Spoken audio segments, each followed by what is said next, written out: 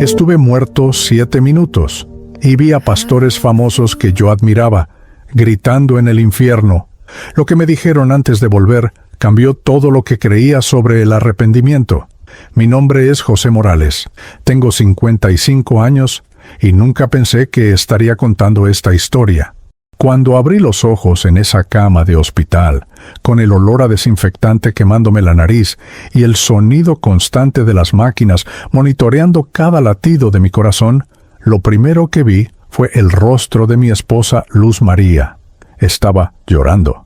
No eran lágrimas normales, eran esas lágrimas profundas que salen cuando alguien ha mirado a la muerte de frente y no sabe si reír de alivio o seguir llorando de terror. Sus manos temblaban mientras sostenía la mía y sus labios se movían en una oración silenciosa que no podía escuchar, pero que sentía en lo profundo de mi alma. Intenté hablar, pero mi garganta estaba seca como el desierto de Sonora en pleno verano.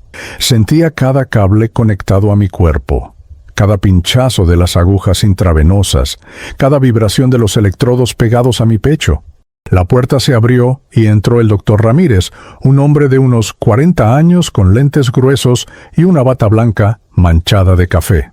Lo reconocí vagamente. Había estado ahí antes, pero mi mente estaba nublada. Se acercó a mi cama, revisó los monitores con esa expresión seria que tienen los médicos cuando no saben si darte buenas o malas noticias, y luego me miró directamente a los ojos. Lo que dijo me golpeó más fuerte que cualquier dolor físico que había sentido.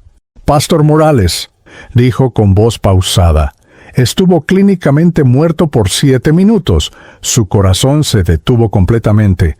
No sabemos cómo regresó, pero está aquí».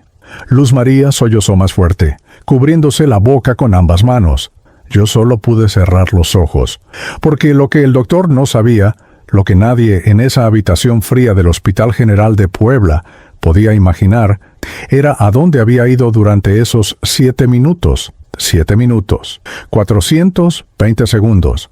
Para alguien en la Tierra, es el tiempo que tardas en calentar tu café, en revisar tu teléfono, en esperar el autobús. Pero para mí fueron una eternidad dividida entre el horror más oscuro y la luz más brillante que jamás había visto. Y ahora, acostado en esa cama, con mi esposa llorando y el doctor mirándome como si fuera un milagro médico, supe que tenía una misión. No podía quedarme callado.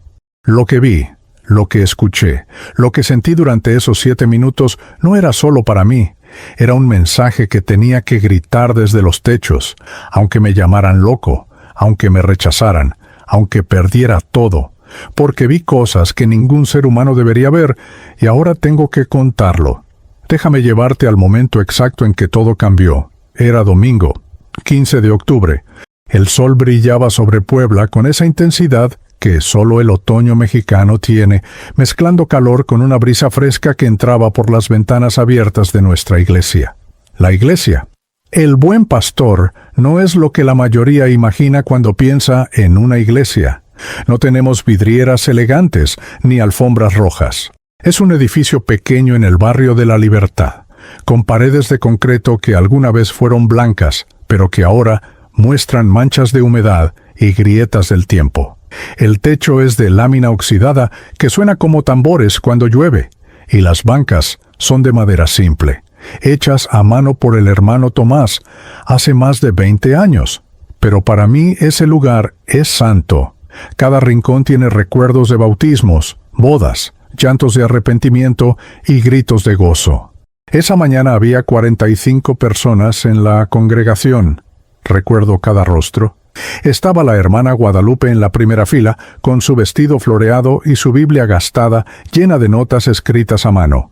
Estaba el hermano Roberto, mi mano derecha en el ministerio, un hombre de 60 años, con manos callosas, de trabajar en construcción toda su vida, pero con un corazón más suave que el pan dulce. Estaba mi hija Esther, sentada al lado de su madre Luz María, con sus 19 años, y esa fe inquebrantable que me hace llorar de orgullo. Estaban las hermanas del coro, desafinadas pero llenas de pasión, cantando Sublime Gracia, como si sus vidas dependieran de cada nota. y estaba yo parado detrás del púlpito de madera vieja, con mi Biblia abierta y un fuego en el pecho que no sabía que sería el último que sentiría en ese cuerpo por varios minutos. Había preparado un sermón sobre Mateo capítulo 7, versículos 21 al 23. Esas palabras siempre me han perturbado, siempre me han hecho temblar. No todo el que me dice, Señor, Señor, entrará en el reino de los cielos, sino el que hace la voluntad de mi Padre que está en los cielos. Muchos me dirán en aquel día, Señor, Señor, ¿no profetizamos en tu nombre? ¿Y en tu nombre echamos fuera demonios? ¿Y en tu nombre hicimos muchos milagros? Y entonces les declararé, nunca os conocí, apartaos de mí, hacedores de maldad. Comencé a predicar con lágrimas. No era una actuación, nunca lo ha sido. Cuando predico, algo dentro de mí se rompe, como si Dios mismo estuviera exprimiendo mi corazón para que cada palabra saliera empapada de verdad. Les hablé a mis hermanos sobre el peligro de la religiosidad sin relación, del ministerio sin intimidad con Dios, de las palabras sin transformación real. Y entonces sucedió. Mientras estaba en medio de una frase, describiendo cómo muchos líderes hacen grandes cosas en el nombre de Jesús, pero sus corazones están lejos de Él, sentí algo extraño en mi pecho. Al principio pensé que era la emoción del momento, esa presión que sientes cuando el Espíritu Santo está confirmando una palabra, pero luego se intensificó. Era como si alguien estuviera apretando mi corazón con un puño de hierro. Intenté continuar, aferrado al púlpito, pero las palabras comenzaron a escaparse de mi boca como agua entre los dedos. Vi a Luz María levantarse de su asiento, su rostro transformándose de adoración a terror. El hermano Roberto dio un paso hacia adelante. El dolor se volvió insoportable, como 1000 cuchillos clavándose simultáneamente en mi pecho, irradiándose hacia mi brazo izquierdo, mi cuello, mi mandíbula. Recuerdo que mis últimas palabras antes de caer fueron, hermanos, el arrepentimiento es real. Y luego todo se oscureció. No fue un desmayo normal, fue como si alguien hubiera apagado un interruptor y toda la luz, todo el sonido, toda la sensación se desvaneciera en un instante. Caí sobre el púlpito, escuché el grito de Esther, sentí el golpe sordo de mi cuerpo contra el suelo de concreto frío, y luego, nada, silencio absoluto, oscuridad completa. Pero no era paz, era una oscuridad que tenía peso, que presionaba contra mí, que me jalaba hacia abajo con una fuerza que no podía resistir. No sabía entonces que mi corazón acababa de detenerse. No sabía que el hermano Roberto ya estaba sobre mí, gritando mi nombre mientras comenzaba las compresiones torácicas que había aprendido en un curso de primeros auxilios años atrás. No sabía que Esther estaba llamando frenéticamente a la ambulancia, con las manos temblando tanto que apenas podía marcar los números. No sabía que Luz María estaba de rodillas, clamando a Dios con un llanto que desgarraba el cielo, pidiendo que no me llevara todavía, que aún había tanto por hacer, que nuestros hijos me necesitaban, que la iglesia me necesitaba. No sabía nada de lo que pasaba en la tierra, porque yo ya no estaba ahí, estaba cayendo, descendiendo a través de una oscuridad que se volvía más densa, más pesada, más aterradora con cada segundo que pasaba. Y entonces comencé a ver cosas, a escuchar cosas, a sentir cosas que ningún curso de teología, ningún sermón, ningún libro me había preparado para experimentar. Lo que vi durante esos 7 minutos no solo cambió mi vida, cambió mi forma de entender la eternidad, el ministerio, el arrepentimiento y la gracia de Dios. Cambió todo. Para entender lo que vi durante esos 7 minutos, primero necesitas conocer quién soy realmente. No soy un hombre importante, nunca he aparecido en la televisión, nunca he llenado estadios, nunca he escrito libros que se vendan en las librerías cristianas. Soy José Morales, un pastor simple de Puebla, México, y mi historia comienza mucho antes de ese domingo de octubre, en un lugar muy diferente a esta ciudad. Comienza en las montañas polvorientas de Oaxaca, en un pueblito llamado San Miguel Sola de Vega, donde nací hace 55 años, en una casa de adobe con piso de tierra y techo de palma. Mi padre se llamaba Esteban Morales, un hombre de manos ásperas y espalda encorvada por 40 años, trabajando la tierra bajo el sol despiadado. Mi madre, Refugio, cocinaba tortillas a mano desde antes del amanecer y cuidaba de nosotros 7 hermanos, con un amor feroz que compensaba la pobreza que nos rodeaba. Éramos campesinos y en mi familia todos los niños trabajaban. Recuerdo que a los 8 años ya estaba en los campos de maíz con mi padre y mis hermanos mayores, con las manos pequeñas, sangrando de tanto arrancar maleza, con la espalda doliendo de cargar costales que pesaban casi tanto como yo. No teníamos zapatos hasta que cumplíamos 10 años, y nuestra única comida la mayoría de los días eran frijoles negros, tortillas y chile cuando había suerte. No conocí una Biblia hasta los 19 años. En mi pueblo había una iglesia católica donde mi madre iba cada domingo, pero yo nunca sentí nada especial ahí. Era solo un ritual, una costumbre que se repetía sin que mi corazón se moviera. Dios era un concepto lejano, como el gobierno o las estrellas, algo que sabías que existía, pero que nunca tocaba tu vida real. Todo cambió en junio de 1989. Un evangelista llegó a nuestro pueblo, un hombre alto y delgado llamado Carlos Jiménez, que montó una carpa grande en la plaza central y comenzó a predicar con un megáfono oxidado que chirraba cada vez que gritaba. La mayoría de la gente se burlaba. Decían que era un protestante loco, pero algo me llamó. Una noche, después de trabajar todo el día en el campo, caminé hasta esa carpa. Había unas 30 personas sentadas en sillas de plástico, cantando canciones que nunca había escuchado. Cuando el hermano Carlos comenzó a predicar sobre un Dios que amaba a los pobres, a los olvidados, a los que no tenían nombre ni importancia, algo dentro de mí se quebró.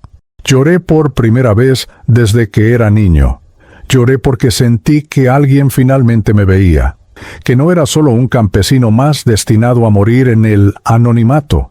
Esa noche, cuando Carlos hizo el llamado, caminé al frente con las piernas temblando y dije en voz alta: «Acepto a Cristo como mi Salvador». Fue real, fue poderoso, fue el inicio de todo. Durante los siguientes meses, ese evangelista me discipuló. Me regaló mi primera Biblia, una Reina Valera, con las páginas amarillentas y el lomo roto, pero para mí era el tesoro más valioso del mundo. Aprendí a leer mejor solo por leer esas páginas cada noche a la luz de una vela. Cuando Carlos se fue del pueblo 3 meses después, me dijo algo que nunca olvidé. Me puso su mano callosa sobre mi hombro y me dijo: «José, Dios tiene un llamado en tu vida. Vas a ser pastor». Yo me reí. ¿Cómo podía un campesino sin educación, sin dinero, sin nada, ser pastor? Pero esas palabras se quedaron en mi corazón como una semilla plantada en tierra fértil. Un año después, con 21 años, dejé Oaxaca con una maleta de cartón y 50 pesos en el bolsillo. Tomé un autobús que tardó 12 horas hasta Puebla, donde había escuchado que había un instituto bíblico pequeño que aceptaba estudiantes sin recursos. Vivía en un cuarto compartido con otros 5 estudiantes. Dormíamos en el suelo sobre petates. Comíamos una vez al día. Pero estudiábamos la palabra de Dios con un hambre que ninguna pobreza podía quitar. Fue en ese instituto donde conocí a Luz María. Ella era estudiante también, pero a diferencia de mí, venía de una familia un poco más estable. Su padre era maestro de escuela primaria en Cholula, y ella tenía sueños de ser maestra también. Era hermosa, no solo por fuera, sino por dentro. Tenía esa risa que iluminaba cualquier habitación y una fe tan genuina que me hacía querer ser mejor hombre. Nos hicimos amigos primero, luego comenzamos a orar juntos, y después de 2 años de noviazgo supervisado por los líderes del instituto, nos casamos en una ceremonia pequeña en la capilla de la escuela. Yo tenía 24 años, ella 22. No teníamos nada. Nuestra luna de miel fue un día en Cholula comiendo tacos de carnitas que pagó su padre, pero éramos felices. Teníamos a Dios, Nos teníamos el uno al otro y teníamos un llamado. Los primeros años de ministerio fueron brutales. Mi primer pastorado fue en una iglesia de 12 miembros, en un barrio marginal de Puebla llamado El Carmen. La iglesia era un local prestado que olía a humedad y tenía bancas que se tambaleaban cada vez que alguien se sentaba. Ganaba 1,000 pesos al mes, apenas suficiente para la renta de un cuartito donde Luz María y yo vivíamos.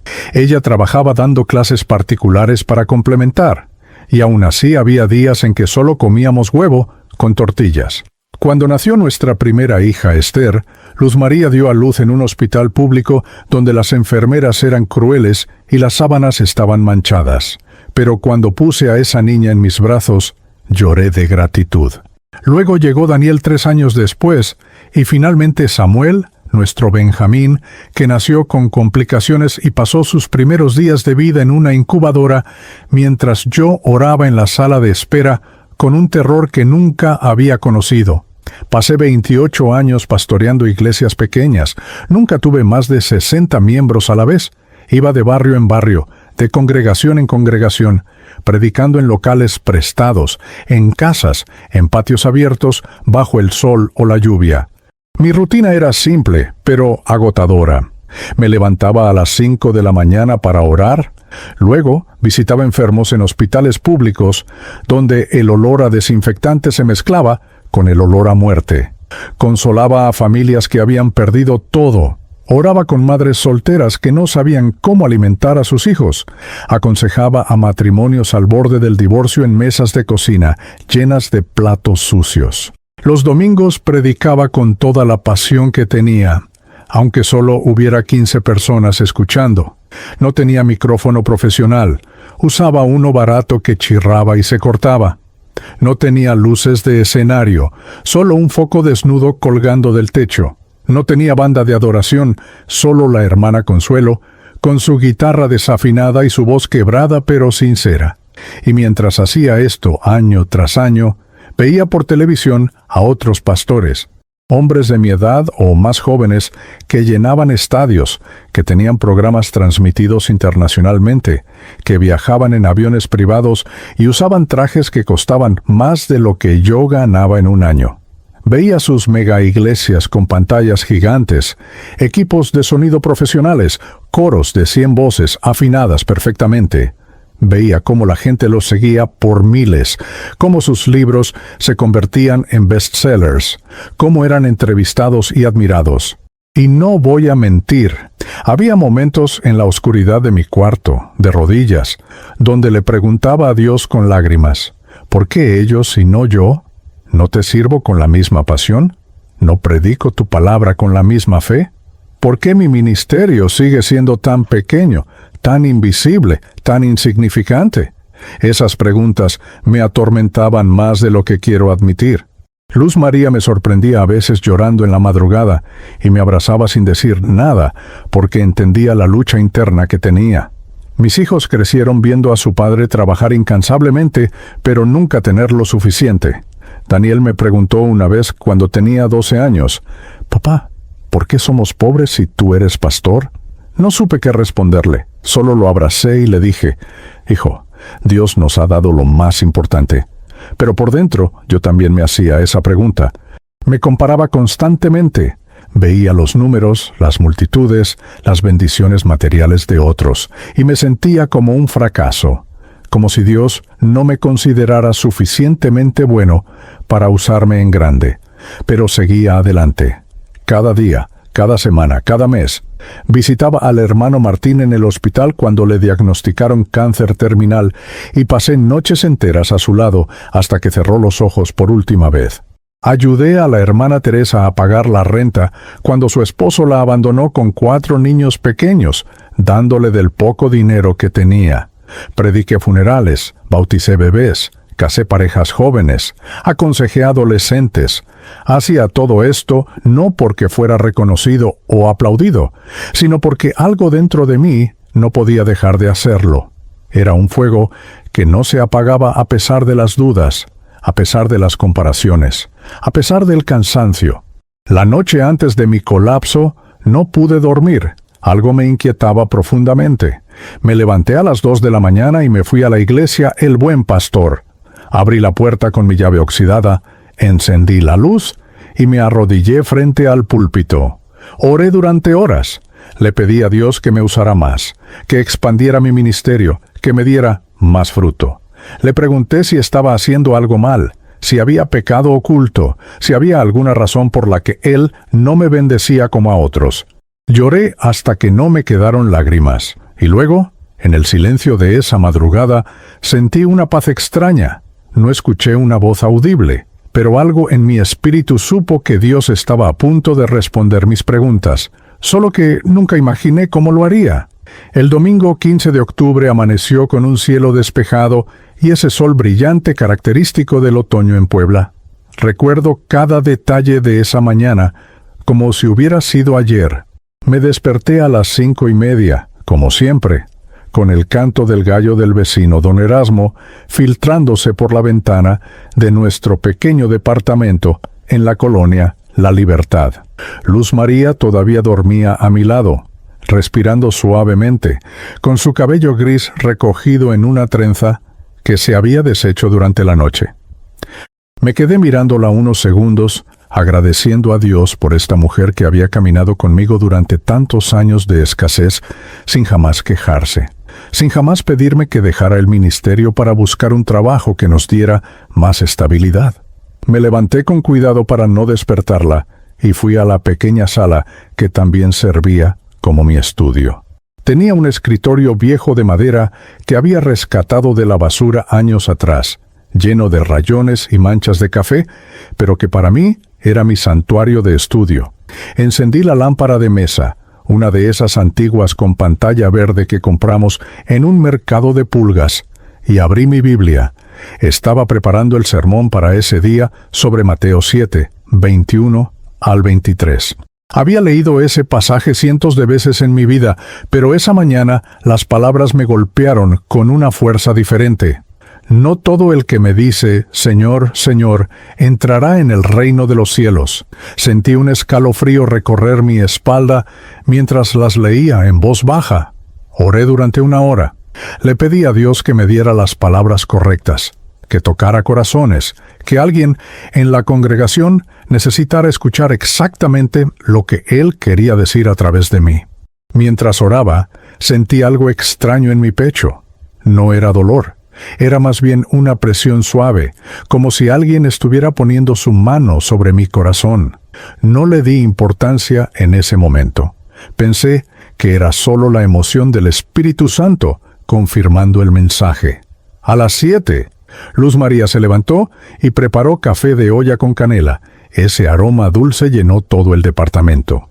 Desayunamos juntos pan dulce del día anterior que habíamos comprado en la panadería de doña Angélica, sumergido en el café caliente. Nuestros hijos ya no vivían con nosotros. Esther tenía su propio departamento cerca de la universidad donde estudiaba pedagogía. Daniel trabajaba en Ciudad de México como contador, y Samuel estaba terminando la preparatoria viviendo con los padres de Luz María en Cholula. A las 8:30 caminamos juntos hacia la iglesia. Vivíamos solo a 6 cuadras, así que nunca usábamos transporte. Las calles estaban tranquilas. Algunos vecinos barrían sus banquetas, otros vendían tamales y atole en pequeños puestos improvisados.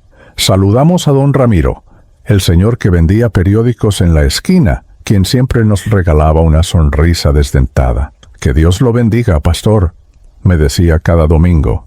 Pasamos frente a la tienda de abarrotes de la familia Hernández, donde los niños jugaban fútbol con una pelota desinflada en medio de la calle. Todo era normal, rutinario, común. No había señales de que ese sería el último domingo que caminaría esas calles como el hombre que era. Llegamos a la iglesia El Buen Pastor a las 9:45. El hermano Roberto ya estaba ahí, barriendo la entrada con una escoba vieja. Roberto era mi brazo derecho, un hombre de 60 años con las manos más callosas que he visto, marcadas por 35 años trabajando en construcción. Había conocido a Cristo hace 10 años en nuestra iglesia, cuando llegó completamente borracho un domingo pensando que era una cantina.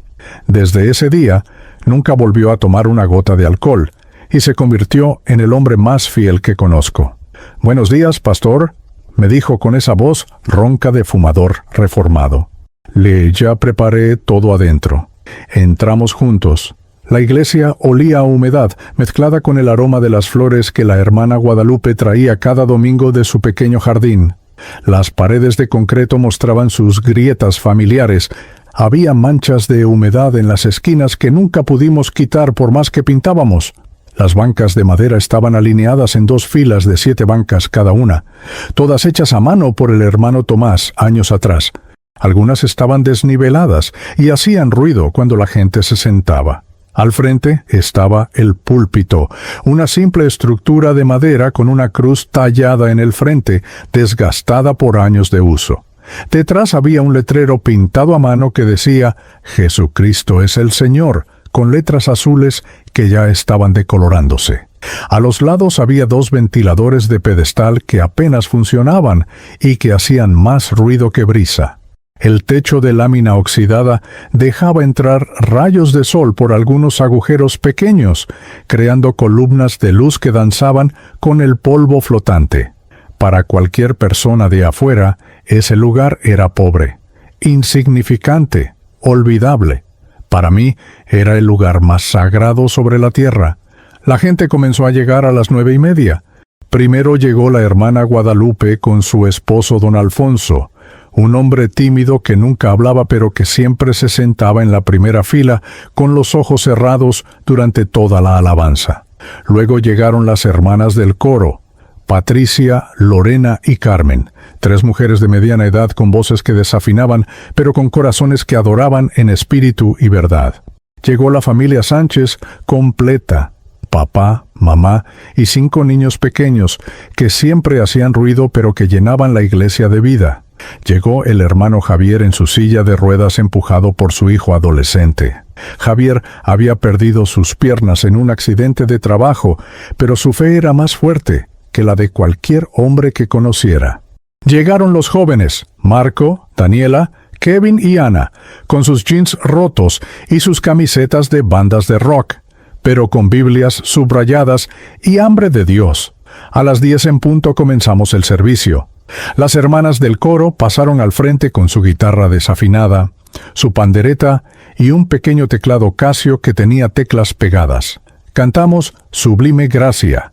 La hermana Patricia lideraba con su voz quebrada, pero sincera.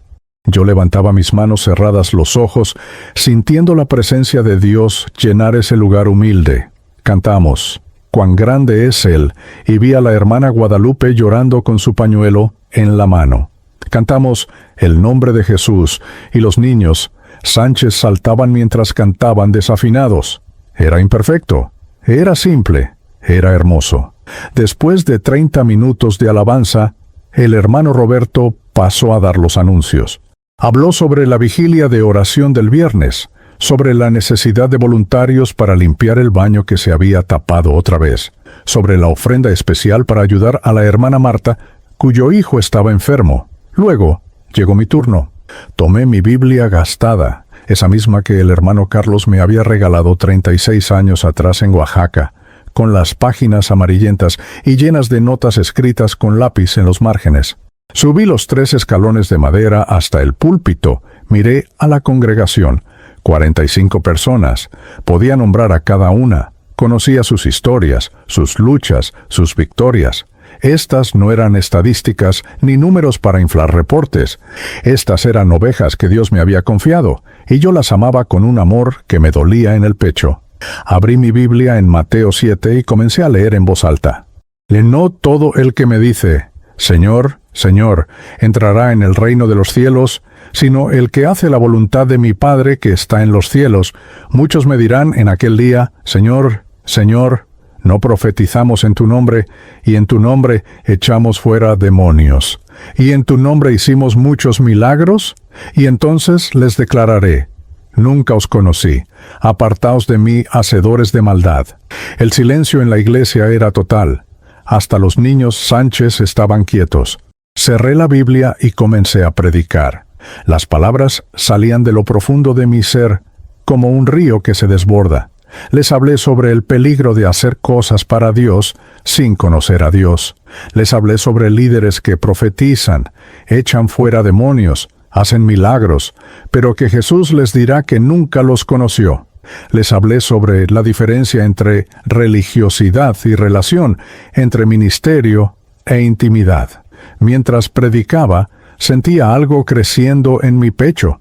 Al principio pensé que era pasión, ese fuego que siempre siento cuando predico verdades que me arden por dentro, pero comenzó a transformarse en algo diferente, una presión, un peso, como si alguien estuviera apretando mi corazón con fuerza creciente. Intenté ignorarlo y seguir predicando. Les dije con lágrimas corriendo por mis mejillas: hermanos, no importa cuántos milagros hagas, cuánta gente te siga, cuán grande sea tu ministerio. Si tu corazón no está rendido a Cristo, si no hay arrepentimiento genuino, si vives en pecado oculto mientras predicas santidad, Jesús te dirá: apártate de mí. La presión se intensificó, mis palabras comenzaron a trabarse. Vi a Luz María en la primera fila, su rostro cambiando de concentración a preocupación. El dolor ahora era real, como cuchillos atravesando mi pecho, irradiándose hacia mi brazo izquierdo. Me aferré al púlpito con ambas manos, mis nudillos blancos por la fuerza. El hermano Roberto se levantó de su asiento, dando un paso hacia adelante. Intenté seguir hablando, pero las palabras se me escapaban. El mundo comenzó a girar. Las caras de la congregación se volvieron borrosas. Escuché gritos distantes, como si estuvieran bajo el agua. Mi última frase, pronunciada con dificultad entre jadeos, fue: hermanos, el arrepentimiento es real. Y entonces mis piernas cedieron. Sentí mi cuerpo cayendo hacia adelante, el púlpito golpeando mi estómago, el suelo de concreto frío acercándose. Escuché el grito desgarrador de Esther. El mundo se oscureció. Y entonces comencé a descender a un lugar que jamás imaginé que existiera así. Lo primero que sentí fue una separación. No hay otra forma de describirlo. Era como si alguien estuviera arrancando mi alma de mi cuerpo con una fuerza invisible pero brutal. Hubo un momento de confusión total, un segundo suspendido en el tiempo donde ya no sentía el dolor en mi pecho, ya no sentía el peso de mi cuerpo, ya no sentía nada físico. Y entonces, de repente, estaba flotando. Estaba mirando hacia abajo y lo que vi me hizo querer gritar, pero no tenía voz. Ahí estaba yo, José Morales, tirado en el suelo de concreto de la iglesia, el buen pastor, con los ojos en blanco, la boca abierta, el cuerpo inmóvil como un saco de papas abandonado. Mi camisa blanca que Luz María había planchado esa mañana estaba arrugada. Mi corbata azul marino torcida hacia un lado. Mis zapatos viejos de cuero apuntando en direcciones diferentes. El hermano Roberto estaba sobre mí, sus manos grandes y callosas, presionando mi pecho con una fuerza desesperada. 1, 2, 3, 4, 5 compresiones. Su cara estaba roja, sudando, con los ojos llenos de lágrimas, mientras gritaba mi nombre una y otra vez. Pastor José, pastor, no se vaya, quédese con nosotros. Podía verlo todo con una claridad que nunca había experimentado en vida. Veía cada detalle. Veía a Luz María de rodillas al lado de mi cuerpo, sus manos agarrando mi mano inerte, sacudiéndola, gritando con un dolor que me desgarraba, aunque yo ya no estaba en ese cuerpo. Veía a Esther con su teléfono celular pegado a la oreja, hablando con la emergencia, sus palabras entrecortadas por el llanto. Mi papá está muerto, mas por favor, vengan rápido. Iglesia, el buen pastor en la colonia La Libertad. Veía a la hermana Guadalupe llorando desconsoladamente, abrazada a don Alfonso. Veía a las hermanas del coro con las manos cubriéndose la boca en shock. Veía a los niños Sánchez escondidos detrás de su madre, asustados, sin entender qué pasaba. Veía al hermano Javier en su silla de ruedas, con las manos levantadas, orando en lenguas con una intensidad que hacía temblar su cuerpo entero. Todo esto lo veía desde arriba, flotando cerca del techo de lámina, mirando la escena como si fuera una película, pero sabiendo que era real, sabiendo que ese cuerpo tirado ahí era mío, sabiendo que me estaba muriendo. Intenté gritar, intenté decirles que estaba bien, que podía verlos, pero no tenía voz. No tenía forma de comunicarme. Era un observador invisible de mi propia muerte, y entonces algo me agarró. No eran manos físicas, pero sentí una fuerza poderosa jalándome hacia abajo. No hacia el suelo de la iglesia, sino hacia abajo a través del suelo, a través de la tierra, a través de dimensiones que no puedo explicar con palabras humanas. Fue aterrador. Intenté resistir, pero no tenía control. Era como ser succionado por un remolino invisible que me arrastraba cada vez más profundo en una oscuridad que se volvía más densa con cada segundo. El ruido de la iglesia, los gritos, los llantos, todo se desvaneció en un silencio absoluto y aterrador. La luz desapareció, y comencé a caer a través de un túnel de oscuridad tan profunda que era casi sólida. La velocidad era increíble. Caía y caía sin fondo visible, sin saber cuándo o dónde terminaría. El túnel era estrecho, las paredes parecían moverse, pulsaban con una vida propia que era malévola. Y entonces comencé a escuchar cosas, gritos, miles de gritos que venían de todas direcciones, gritos de dolor, de desesperación, de agonía eterna. Eran voces humanas pero distorsionadas por un sufrimiento tan profundo que hacía que cada grito sonara casi animal. ¡Ayúdenme! ¡Sáquenme de aquí! Por favor, que alguien me ayude. Los gritos se intensificaban mientras yo seguía cayendo, y entonces, de repente, la caída se detuvo. Mis pies tocaron algo sólido, pero no era tierra. Era roca caliente, tan caliente que si hubiera tenido mi cuerpo físico me hubiera quemado instantáneamente. Estaba en un lugar que no puedo describir adecuadamente sin que pienses que estoy exagerando o inventando. Pero voy a intentarlo porque es importante que entiendas lo que vi. Era un espacio vasto, infinito, lleno de una oscuridad que tenía peso. No era simplemente la ausencia de luz, era una oscuridad activa, agresiva, que presionaba contra mí desde todos lados. Había llamas, pero no eran como las llamas normales. Eran fuego negro y rojo que ardía con un calor insoportable, pero que no producían luz. Todo estaba en sombras moviéndose, distorsionándose. El calor era como estar dentro de un horno, como si el aire mismo estuviera hirviendo. Intenté respirar, pero no necesitaba aire. Era una forma espiritual, no física, pero el sufrimiento era totalmente real, y entonces los vi. Había figuras por todas partes, sombras de personas, o lo que alguna vez fueron personas, en diferentes estados de tormento. Algunos estaban de pie, inmóviles, con expresiones de horror congelado. Otros se retorcían en el suelo, gritando sin cesar.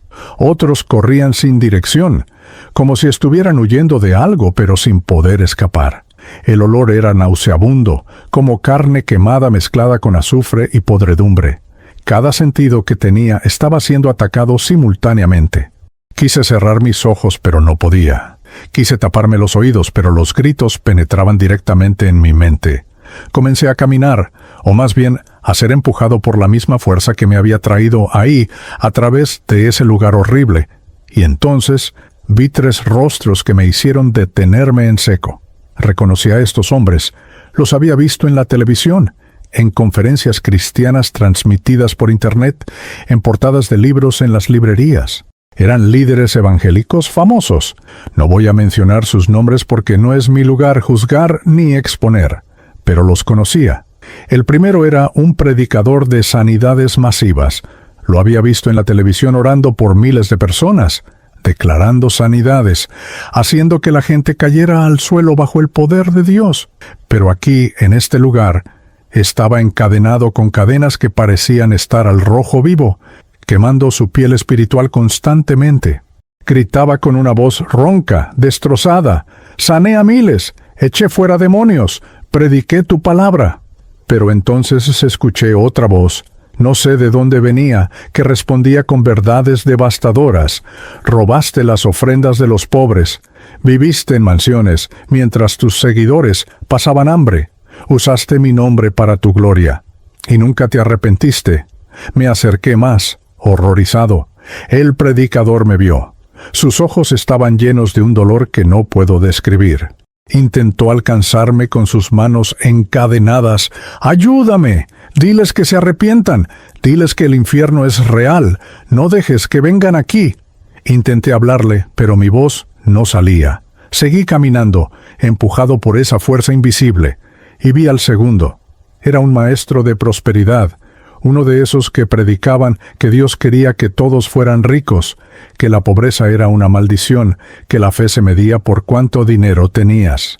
Lo había escuchado predicar sermones poderosos sobre la bendición de Abraham, sobre la multiplicación de panes y peces, pero aquí estaba sumergido hasta el cuello en algo que parecía lava hirviendo, gritando sin parar. Prediqué tus promesas, enseñé tu palabra, levanté tu nombre. Y la misma voz respondía, viviste en codicia, tuviste 3 amantes mientras predicabas santidad, compraste jets privados con el dinero de viudas, y nunca te arrepentiste de verdad. El tercer rostro me rompió por completo. Era un líder de alabanza internacional. Sus canciones las cantábamos en nuestra pequeña iglesia. Había escrito himnos que habían tocado millones de corazones alrededor del mundo. Pero aquí estaba rodeado de llamas que parecían salir de su propia boca cada vez que intentaba cantar. Intentaba adorar, pero solo salían gritos de agonía.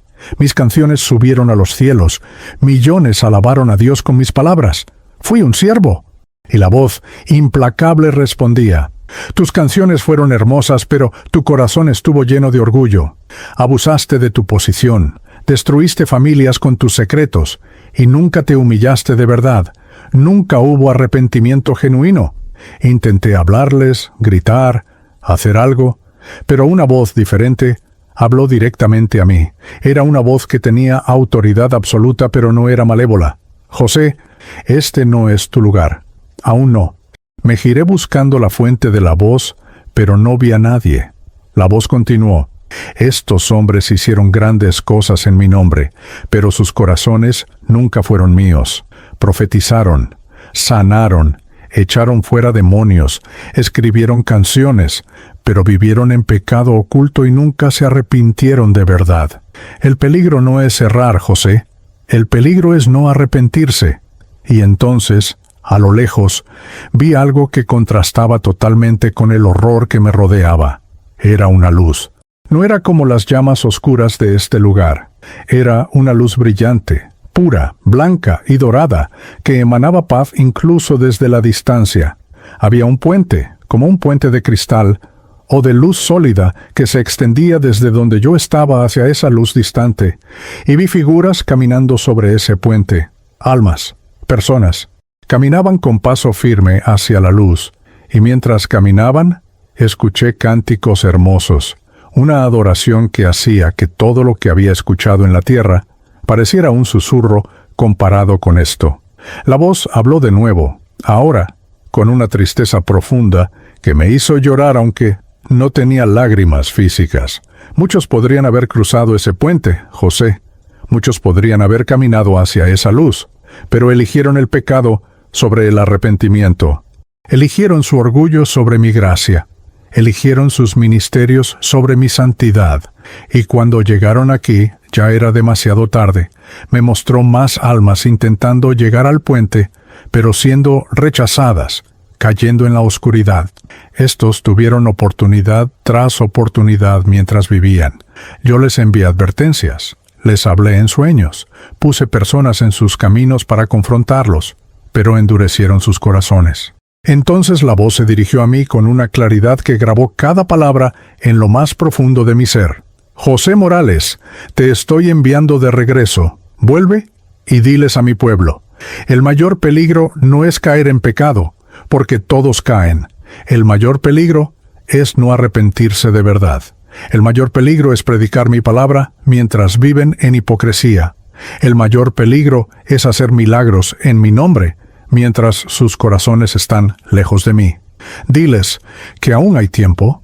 Mientras haya aliento, hay oportunidad de arrepentimiento genuino, pero que no jueguen con mi gracia, que no piensen que porque hacen ministerio están salvos. La salvación es por fe, pero la fe genuina produce arrepentimiento genuino. Sentí un jalón violento hacia arriba. El lugar de tormento comenzó a alejarse. Atravesé el túnel de regreso, pero ahora subiendo a una velocidad increíble. Los gritos se desvanecían, la oscuridad se aclaraba. Y entonces vi nuevamente la iglesia, el buen pastor desde arriba. Vi mi cuerpo todavía en el suelo. Vi a los paramédicos que acababan de llegar con su equipo. Vi cómo uno de ellos usaba un desfibrilador en mi pecho. Vi a Luz María ser apartada suavemente por Esther mientras los profesionales trabajaban. Y entonces, como si alguien me empujara, caí de regreso en mi cuerpo. Cerré los ojos en el reino espiritual y los abrí en la cama del hospital. Desperté con un grito ahogado en la garganta. Mis ojos se abrieron de golpe y lo primero que vi fue el techo blanco del hospital, con una mancha de humedad en forma de nube. El olor a desinfectante me quemaba la nariz. Sentía cables por todas partes, agujas en mis brazos, electrodos pegados a mi pecho desnudo. El monitor cardíaco pitaba constantemente con ese sonido monótono que confirma que estás vivo. Intenté moverme, pero mi cuerpo pesaba como si me hubieran llenado de cemento. Giré la cabeza y ahí estaba ella. Luz María dormitaba en una silla de plástico azul al lado de mi cama, con la cabeza inclinada hacia un lado, su mano aún sosteniendo la mía, aunque ella estaba inconsciente del cansancio. Tenía los ojos hinchados de tanto llorar, su blusa arrugada, su cabello despeinado. Se veía exhausta, pero hermosa. Mi Luz María, mi compañera de toda la vida. Apretó suavemente su mano y sus ojos se abrieron inmediatamente. Por un segundo pareció desorientada, pero cuando me vio despierto, su cara se transformó completamente. «José», gritó, levantándose tan rápido que la silla cayó hacia atrás con un golpe metálico. Se lanzó sobre mí, abrazándome con cuidado de no desconectar los cables, llorando en mi cuello con un alivio tan profundo que podía sentirlo en cada fibra de mi ser. Pensé que te había perdido, pensé que te habías ido y me dejaba sola. Yo también lloraba, aunque no sabía si eran lágrimas de alegría por estar de vuelta o lágrimas de horror por lo que acababa de presenciar. «Estoy aquí», le susurré con voz ronca. «Estoy aquí, mi amor. Pero tengo que contarte algo. Tengo que contarte lo que vi». Antes de que pudiera continuar, la puerta se abrió y entraron Esther, Daniel y Samuel. Mi hija mayor se lanzó a abrazarme, sollozando contra mi pecho. «Papá, te moriste frente a nosotros. El hermano Roberto te hizo resucitación y no respondías. Los paramédicos usaron el desfibrilador 3 veces. Daniel estaba de pie al final de la cama, con los brazos cruzados, intentando verse fuerte, pero con lágrimas corriendo por sus mejillas. Samuel, mi Benjamín de 16 años, me miraba con ojos enormes llenos de miedo y alivio. El doctor Ramírez entró detrás de ellos, revisó los monitores, me iluminó los ojos con una linterna pequeña, escuchó mi corazón con su estetoscopio frío. «Pastor Morales, es un milagro que esté aquí». Su corazón se detuvo por 7 minutos completos. Clínicamente estuvo muerto. Vamos a tener que hacerle más estudios, pero por ahora necesita descansar. Pero yo no podía descansar. Durante los siguientes 3 días en el hospital, apenas dormí 2 horas en total. Cada vez que cerraba los ojos, veía las mismas imágenes. Los rostros de aquellos 3 líderes en tormento, las llamas oscuras, los gritos interminables, el puente de luz que muchos nunca cruzaron, la voz que me envió de regreso. No era una pesadilla que se desvanecía con la luz del día. Era un recuerdo grabado con fuego en mi memoria espiritual. Me despertaba sudando, con el corazón acelerado, gritando nombres que no podía mencionar. Luz María dormía en una cama plegable que el hospital le había proporcionado, y cada vez que yo gritaba en la noche, ella se levantaba inmediatamente, me sostenía la mano, Oraba sobre mí hasta que me calmaba. El cuarto día, el hermano Roberto vino a visitarme. Traía consigo a la hermana Guadalupe, don Alfonso, las hermanas del coro, el hermano Javier en su silla de ruedas, y varios más de la congregación. Entraron tímidamente, como si estuvieran visitando a alguien que acababa de regresar de la guerra, y en cierto sentido, así era. Roberto se acercó a mi cama con lágrimas en los ojos. «Pastor, le hice compresiones por más de 5 minutos antes de que llegaran los paramédicos. Vi cuando sus ojos se pusieron en blanco. Vi cuando dejó de respirar. Yo pensé que lo habíamos perdido». Me senté en la cama con dificultad, rechazando la ayuda de las enfermeras. Miré a cada uno de los que estaban en esa habitación pequeña del hospital. Conocía a cada uno. Había orado con ellos, llorado con ellos, celebrado con ellos. Eran mi familia espiritual. Hermanos, comencé con voz temblorosa. Tengo que contarles algo que va a sonar increíble. Algunos de ustedes van a pensar que estoy loco, que las medicinas me están afectando. Pero lo que voy a decir es la verdad más real que he experimentado en mi vida. Y entonces les conté todo. Les describí la sensación de separarme de mi cuerpo.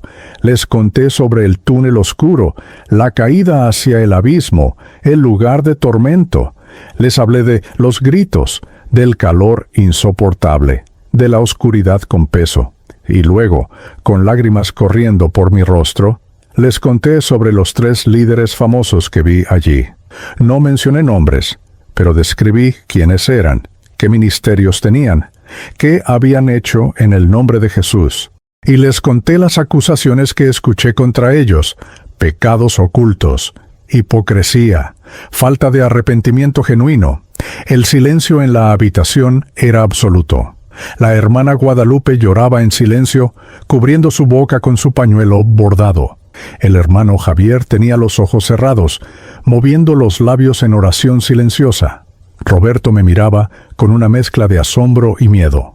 Luego les conté sobre el puente de luz, sobre las almas que caminaban hacia la gloria, sobre la voz que me dijo que muchos podrían haber sido salvos si se hubieran arrepentido mientras tenían tiempo.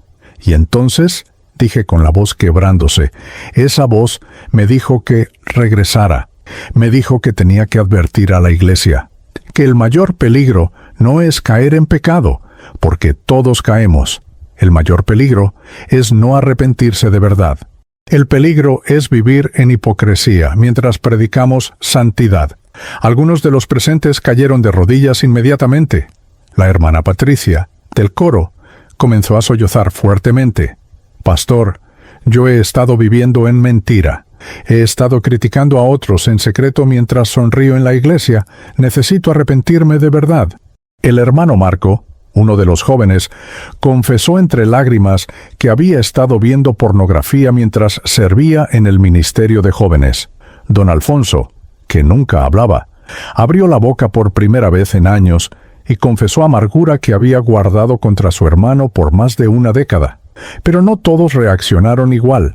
Vi a algunos mirándome con escepticismo, como si pensaran que había tenido una alucinación inducida por la falta de oxígeno. Vi a otros incómodos, moviendo sus pies, evitando mi mirada. Cuando salí del hospital una semana después, todo había cambiado.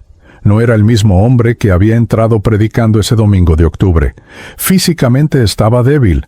Tuve que usar un bastón durante las primeras semanas, pero espiritualmente algo en mí se había roto y reconstruido al mismo tiempo.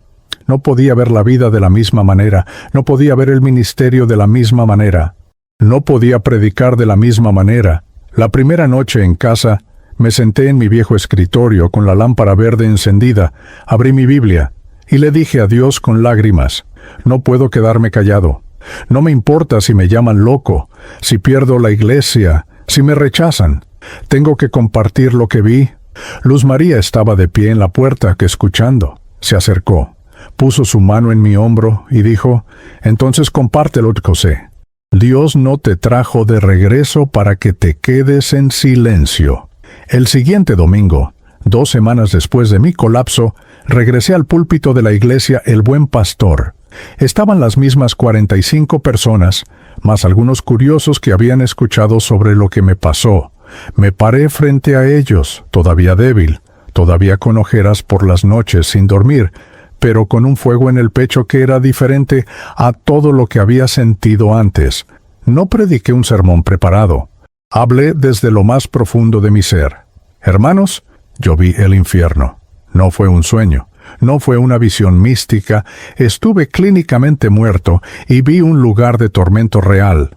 Vi líderes que hicieron grandes cosas en el nombre de Jesús, pero que nunca se arrepintieron genuinamente de sus pecados ocultos, y están perdidos eternamente. La forma en que prediqué cambió completamente. Ya no buscaba ser elocuente o impresionante. Ya no me importaba si las palabras sonaban bonitas o si la gente se sentía cómoda. Predicaba con una urgencia que hacía temblar mi voz. No me importa cuántos milagros hagas. No me importa cuántas veces levantes tus manos en alabanza. No me importa cuánto diezmes o cuánto sirvas. Si hay pecado oculto en tu vida y no te arrepientes de verdad, de corazón, estás en peligro eterno. Vi a personas llorando, cayendo de rodillas, confesando pecados que habían escondido por años, pero también vi a otros levantarse e irse, ofendidos, molestos por lo directo del mensaje. En las siguientes semanas y meses, mi ministerio se transformó completamente. La iglesia comenzó a crecer, no en números masivos, pero sí en profundidad. Personas llegaban de otras colonias de Puebla, luego de otras ciudades cercanas como Cholula, Atlixco, Tehuacán. Venían específicamente para escuchar el testimonio del pastor que había muerto por 7 minutos. Algunos venían con escepticismo, otros con curiosidad, otros con hambre genuina de Dios. Cada domingo compartía mi experiencia, pero siempre terminaba con el mismo mensaje. Aún hay tiempo de arrepentirse. Mientras tengas aliento en tus pulmones, hay oportunidad de volver a Dios genuinamente. Comenzaron a llegarme invitaciones. Pastores de mega iglesias querían que fuera a compartir mi testimonio en sus plataformas. Estaciones de radio cristiana me pedían entrevistas. Hasta recibí una invitación de una cadena de televisión cristiana para hacer un programa especial. Pero rechacé todo, cada invitación que llegaba. La ponía delante de Dios en oración, y cada vez sentía la misma respuesta en mi espíritu.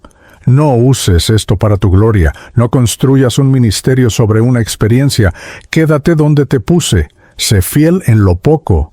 Luz María me apoyaba completamente. José, vi lo que el éxito y la fama le hicieron a esos líderes que viste en tormento. No permitas que te pase lo mismo. La iglesia, El Buen Pastor, creció de 45 personas a 120 en 6 meses. Tuvimos que añadir un segundo servicio los domingos, pero yo me aseguré de que no perdiéramos la esencia. Seguíamos siendo una iglesia de barrio, con paredes agrietadas y techo de lámina. Seguíamos visitando enfermos, ayudando a los pobres, orando con los quebrantados. La diferencia era que ahora cada sermón, cada enseñanza, cada consejería pastoral estaba impregnada con la urgencia del arrepentimiento genuino. No predicaba para entretener, no predicaba para agradar, predicaba para despertar almas. Han pasado meses desde aquella mañana de octubre, y cada noche antes de dormir, si es que logro dormir, revivo aquellos 7 minutos.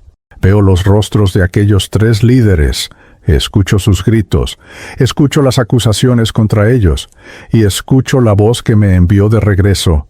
El mayor peligro no es errar, es no arrepentirse. Esa verdad me persigue, me impulsa, me consume. Cada domingo, antes de subir al púlpito, oro la misma oración. Señor, que nunca olvide lo que vi, que nunca me acostumbre a este mensaje, que nunca deje de advertir mientras haya tiempo. Sigo pastoreando en la iglesia El Buen Pastor, sigo viviendo en el mismo departamento pequeño, en La Libertad. Sigo caminando las mismas 6 cuadras cada domingo, pero ya no soy el mismo hombre. Vi líderes evangélicos famosos en tormento eterno, no porque fueran líderes, sino porque nunca se arrepintieron de verdad de sus pecados ocultos. Y vi un puente de luz que muchos podrían haber cruzado si hubieran elegido humillarse a tiempo. Si estás escuchando esto hoy, quiero que entiendas algo con absoluta claridad. Acepté a Cristo no solo como Salvador, sino como el Señor que examina el corazón, no solo como el que perdona, sino como el que demanda arrepentimiento genuino. Y te pregunto, con lágrimas en los ojos y el peso de la eternidad sobre mis hombros, ¿tu arrepentimiento es real? ¿O solo estás jugando a la religión mientras tu corazón está lejos de Dios? Porque todavía hay tiempo. Todavía puedes cruzar ese puente, pero no juegues con la gracia de Dios. El infierno es real, y el arrepentimiento genuino es la única puerta de escape. I've walked through rooms where no one knew the weight I carried, what I went through. I smiled polite, I played my part, but hid the questions in my heart. I wondered if my silent prayers were drifting somewhere in the air. If anyone could really see what this road was doing to me. Even when my voice is known, you hear it all. I trust the God who sees me when I feel unseen, who knows the depths of every fear and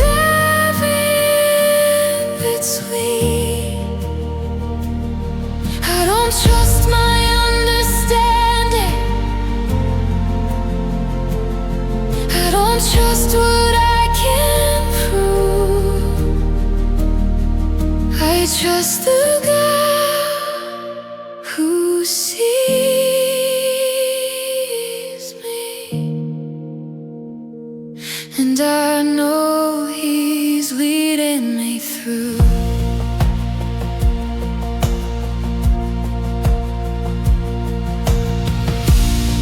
Been tempted to believe that being strong is hiding me, but you don't honor perfect lives. You draw near to honest cries. You see the faith I bury whole. I pray but never bold. You read the tears I never showed. You love me deeper than I know. I don't need the whole plan, I just need your hand. Just a God who sees me when I feel unseen, who knows the depths of every fear and every between. I don't trust my understanding, I don't trust what I can prove. I trust the God who sees me, and I know He's leading me through. You saw me before I stood, you knew my heart before I could. Nothing hidden, nothing missed, every moment you exist. I don't fear the unknown days 'cause I don't dread the waiting phase. If you see me where I stand, my life is in your hand.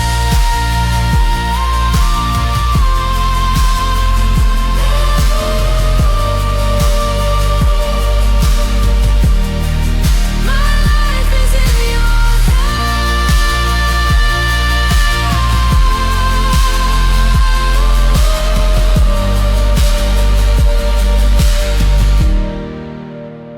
I trust the God who sees me,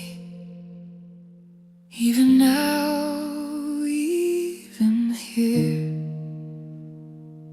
When the way ahead feels fragile and the future's unclear,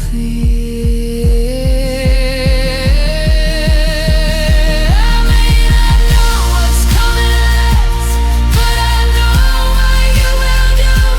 You'll make rainbow like you've always been. I trust the God who sees me.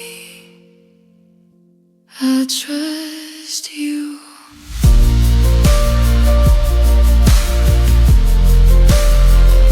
You see me, and that is enough.